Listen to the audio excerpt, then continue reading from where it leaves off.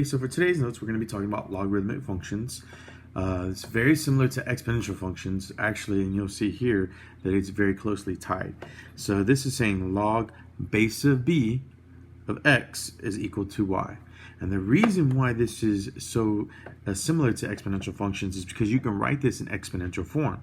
This actually becomes b raised to the y power equals x. So it's kind of like a wraparound. I do this, right? So let's look at these b values. Let's look at a couple of numbers, right? Let's say b 0, -1, +1, and so forth and so on. Okay, so let's say log of -1 of 2 is equal to 3, right?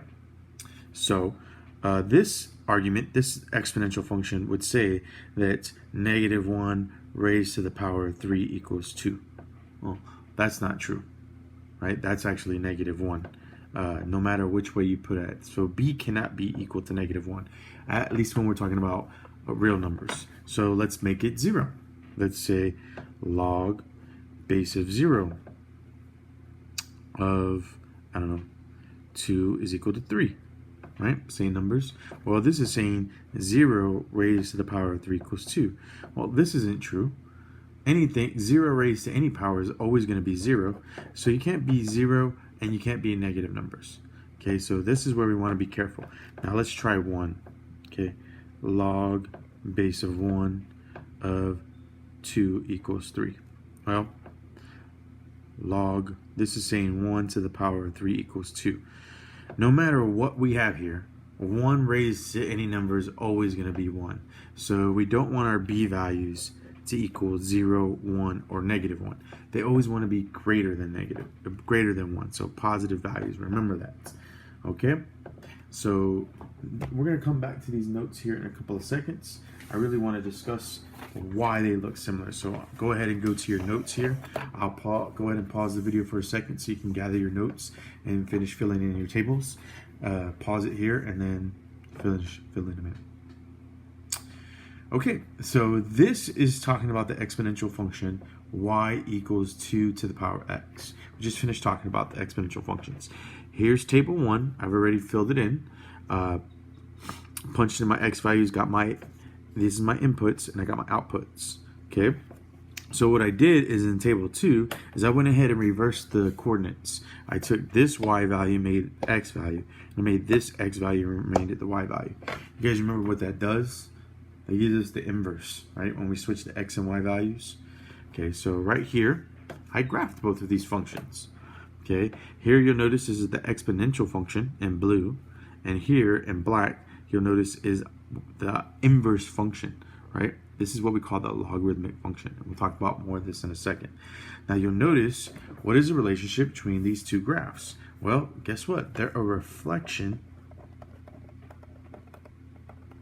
over the line y equals x, which is the parent function for all linear functions.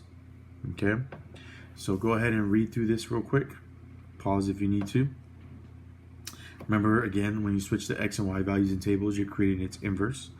Okay, so the inverse of y equals 2 to the x is the function y equals log base 2, that's how you read it, of x. And that's supposed to be like a subscript, so it's going to look something like this. Y equals log base 2 of x. Okay? If the function had been y equals 3 to x, it'd be y equals log base 3 of x. Okay, and here's what it should look like. It's like a subscript. And we use logarithms when we're talking about exponential forms back and forth, right? So 2 to the x equals 8. So what power of x will give me 8? Well, it's 3, right? 2 to the power of 3 equals 8. 2 to the x equals 16. Well, 2 to the power of 4. Now, what gives me 1? 2 to the power of what gives me 1? Well, that's 0. Okay. And then 2 to the power of what gives me 1/2, right? So forth and so on. Okay. This is how you can use logarithmic functions. So again, what number can the base of the logarithm negative be? Let's say negative, zeros, or 1, right? And hopefully we just did a video off of that, of why it can't be that. earlier, a couple of seconds ago. Okay, so now let's talk about a couple of things when we're talking about transformations. I'm going to do this real quick. We're going to go ahead and say y equals, and I'm going to do log of x minus h plus k. These are some simple variables that we've talked about a lot. You've probably seen it several times. Okay, so your logarithmic functions look something like this where they have an asymptote, right? Okay. Here's your asymptote right here. It's usually the y-axis, right? Well, what happens with this h and this k? This is really important to see. Okay, just like it's before, this is inside parentheses. So when I have this minus h, it's actually telling me to go right. So your transformations, x minus h, actually makes me go right. I shift right. If it's x plus h, this tells me I go left.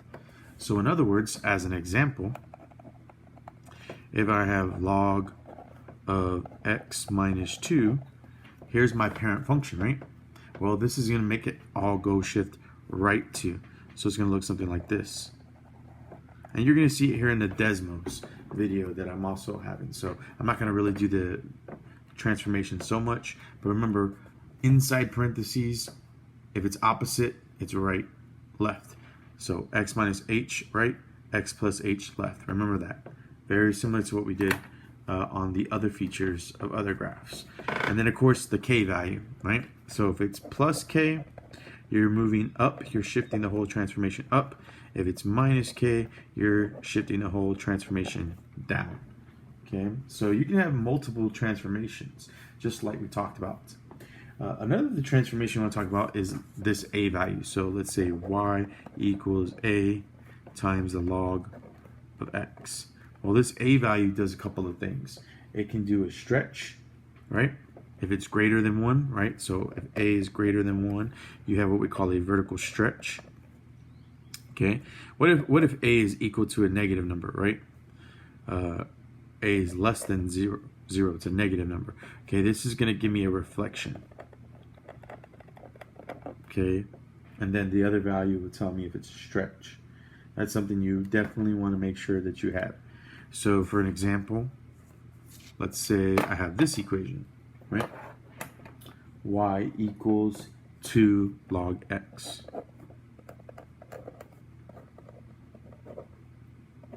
And in this case, this is an invisible base 10. And we'll talk about that more in the next lesson. But this right here, because it's a 2, this tells me we're having a vertical stretch by 2. Very similar to what we've done in the other transformation pieces, right?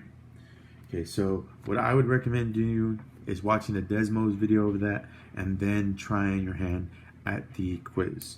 If you have any questions, feel free to reach out, email, or remind. Hope you have a good day.